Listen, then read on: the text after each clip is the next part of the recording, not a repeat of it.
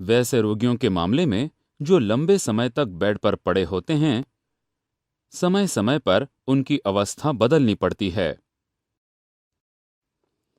इससे खून के थक्के जमने से रोकने में तथा रक्त संचारण में मदद मिलती है। जब आप रोगी को उचित तरीके से स्थित करते हैं तो शरीर का दाब शरीर के विभिन्न भागों पर बराबर मात्रा में बंट जाता है। हड्डी वाले भागों की त्वचा पर दाब अधिकतम होता है, जिसके कारण उन भागों में दर्द आरंभ हो जाता है। समय समय पर रोगी का निरीक्षण करें तथा उनकी स्थिति में परिवर्तन करें। इससे आप बेड सोर्स यानी शैय्या व्रण के खतरे को भी कम कर सकते हैं। बेड सोर्स दर्दनाक संक्रमण होते हैं।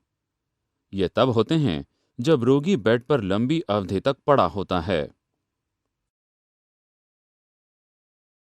सर्जरी अथवा इंजेक्शन की प्रक्रिया के समय रोगी की अवस्था का निर्धारण भी नाजुक होता है। एक अस्पताल सहयोगी होने के नाते आपको कुछ सामान्य अवस्थाओं के बारे में अवश्य जानना चाहिए ताकि रोगी को आराम मिल सके। सामान्य अवस्थाएं। रोगी की कोई विशेष अवस्था से ये सुनिश्चित होना चाहिए कि रोगी को आराम मिल रहा है तथा किसी इलाज की प्रक्रिया के लिए पहुंच योग्य है। आपको उन विभिन्न अवस्थाओं के बारे में जानना चाहिए जिनमें रोगी को रखा जा सकता है। आइए हम कुछ सामान्य अवस्थाओं को देखें। सुपाइन, पीठ के बल। इस अवस्था में रोगी अपने पीठ के बल लेटता है। इन पेशेंट वार्ड में ये रोगी के लिए सबसे सामान्य अवस्था है। प्रोन, पेट के बल। इस अवस्था में रोगी चेहरा नीचे किए हुए लेटता है। शरीर के पिछले भाग में चिकित्सीय प्रक्रिया होने की स्थिति में रोगी को इस अवस्था में लिटाया जाता है। सिम्स या करवट की अवस्था। इस अवस्था में रोगी अपने बगल के बल लेटता है। बगल के आधार पर इसे दाईं करवट या राइट लैटरल रिकम्बेंट या RLR कहा जाता है यदि रोगी दाएं हाथ की ओर से लेटता है, अथवा बाईं करवट अथवा लेफ्ट लैटरल रिकम्बेंट या LLR कहा जाता है यदि रोगी बाएं हाथ की ओर से लेटता है। लिथोटोमी अवस्था। इस अवस्था का प्रयोग प्रायः बच्चे में जन्म के समय किया जाता है। इस अवस्था में रोगी पीठ के बल लेटता है, जहां कूल्हे और घुटने मुड़े होते हैं तथा जांघें अलग अलग होती हैं।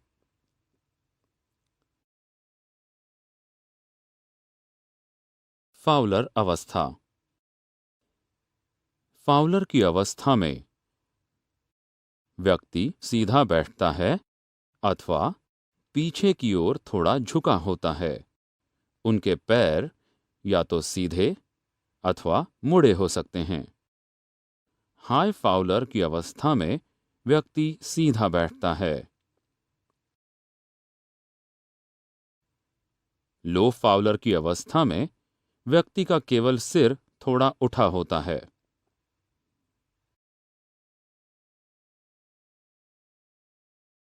ट्रेंडलेनबर्ग की अवस्था। इस अवस्था में रोगी पीठ के बल लेटता है और उसका सिर सुपाइन अवस्था में पीछे की ओर झुका होता है। इस अवस्था का प्रयोग कुछ इलाजों के लिए तथा चिकित्सीय प्रक्रियाओं के लिए होता है, जैसे रोगी को शॉक देने में, लेकिन इस अवस्था को अधिक प्राथमिकता नहीं दी जाती। एक अस्पताल सहायक के रूप में आपको विभिन्न प्रकार की अवस्थाओं के बारे में अवश्य जानना चाहिए और नर्स की मदद करनी चाहिए जब रोगी को इस अवस्था में रखना होता है। आपको यह सुनिश्चित करना चाहिए कि इस अवस्था की सलाह के समय रोगी को आराम मिले और सुरक्षित रहे।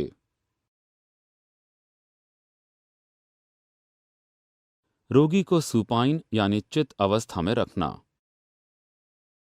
सुपाइन अवस्था सबसे सामान्य अवस्था है जिसमें रोगी को रखा जाता है।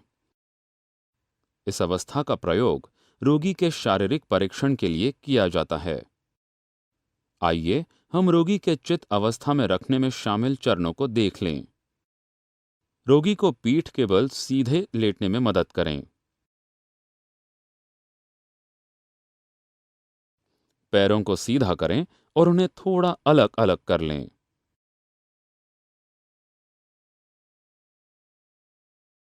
रोगी के सिर के नीचे एक तकिया रखें। चादर से रोगी को ढक दें।